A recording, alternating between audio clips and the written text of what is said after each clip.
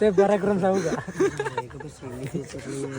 तर कशी आहात मित्रांनो, मी तुमचा सिरियस. तर आपण चाललो होतो मित्राच्या बहिणीच्या लग्नाला आणि साई भाऊला आणि गणू भाऊला घेतलं आणि आपण निघलो होतो डायरेक्ट मित्राच्या घरी. वातावरण पण एक नंबर होतं आणि या वातावरणाच्या रस्त्याच्या कडाला भेटलेले हे मित्र तुम्हाला हे फक्त गावाकडेच पाहायला भेटन. आणि त्यानंतर त्यांना पाहून आपण आलो होतो डायरेक्ट गावात तर आलोच होतो, पण ज्याचीच जायचं त्याचं घरच माहित नाही. साई भाऊ टेन्शन काय होतं, मी पोहोचवतो. साई भाऊने डायरेक्ट आरामात पोहोचवलं आपल्या. त्याच्या डीजे पण आला होता, डीजे आला म्हटलं आपला भाऊ पण आला. भाऊ तर डायरेक्ट वाघालाच घेऊन आला होता. मग काय फटाके पण वाजवायला सुरुवात झाली होती. म्हटलं फटाके कोण वाजवते आपण जाऊन पाहू. तरी तर आपलाच भाऊ होता फटाके वाजवायला. भाऊ तर फॉर्म मध्ये काय म्हणून गेला तुम्ही नक्की बघा.